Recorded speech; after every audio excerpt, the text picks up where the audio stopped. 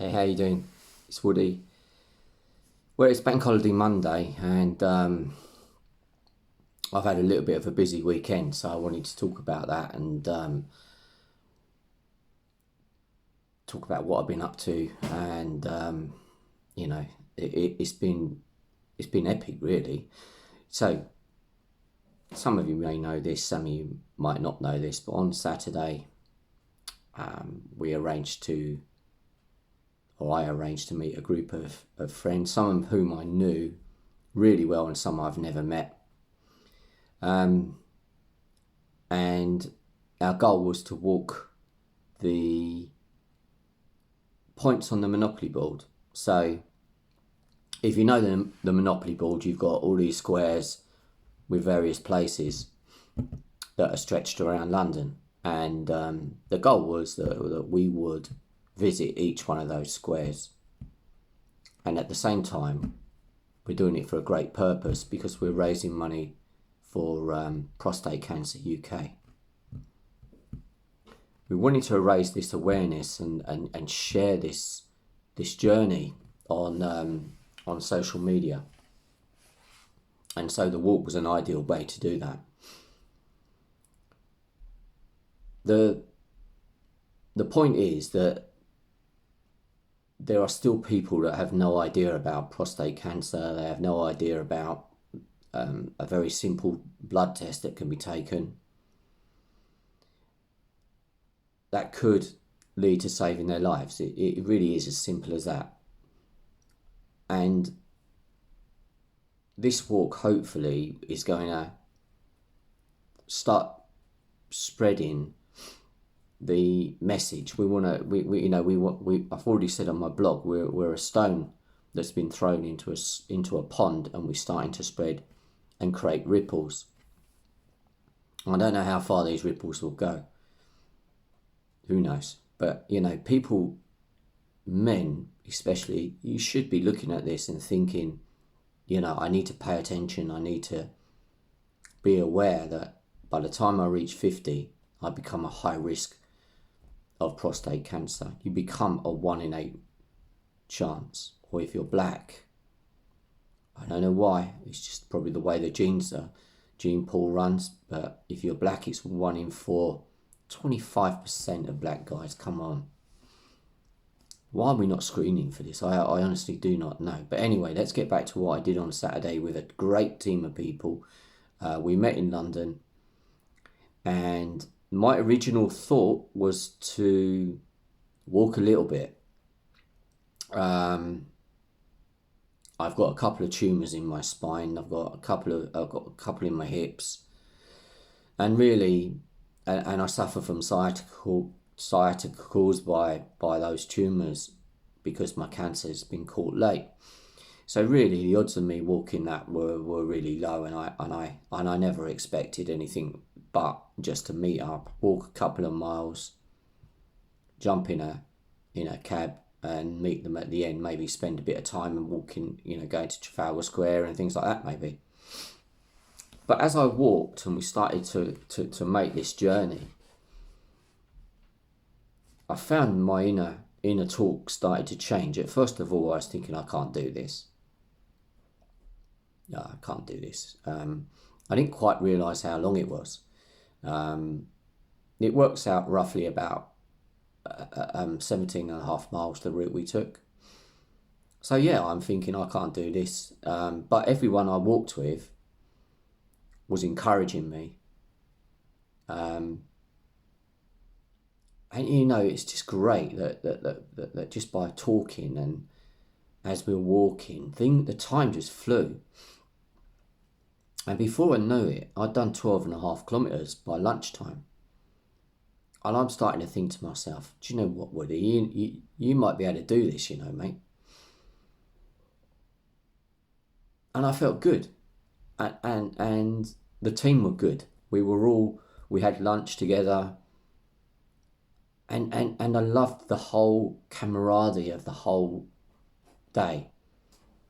People just helping each other out. A group of people, when they club together, can be so powerful and so strong and just raise your expectations, your hopes and your belief to such high levels. Like I say, I absolutely had no real intention of doing the whole walk. And after lunch, we started walking more and more and more. And I have to say, it started to affect me about 3/4 of the way through.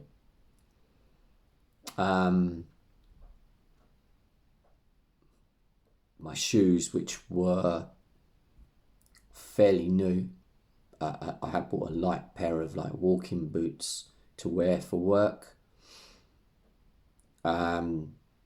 Started to really hurt. But the main things like my back, my spine and my hips, which is where I was really concerned about, just didn't appear. I walked and walked and walked. I had blisters on my feet, and I don't think I was the only one. I know I wasn't the only one. I'm sure we all had blisters on our feet. None of us are athletes. None of us are professional. We just kept walking and we kept walking and visiting these landmarks. And at the same time, we was enjoying ourselves and meeting people and watching London come to life, because London's an amazing city.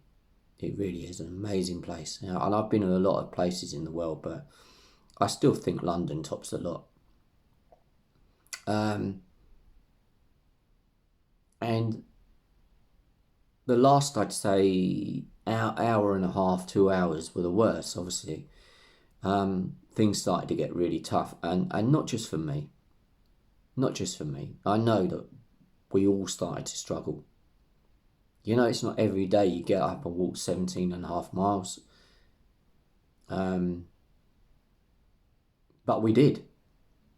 We did it as a team. The spirit in that team was just amazing. I don't think I've ever experienced anything like that in my life, and I thank every single one of them that was with us. I really do. I learned some lessons on that day. I learned about the value of friendship, teamwork. But people I didn't know became, I think, overnight best friends. The message in this video that I'm sending out to people is, look, I've got stage 4 metastasized prostate cancer.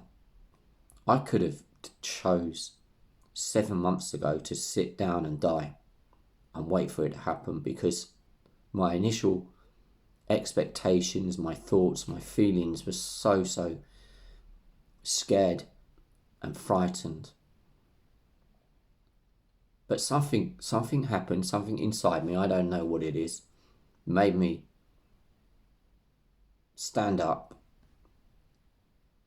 start walking. I started walking, and I've done several fundraising walks. This is the biggest one by far.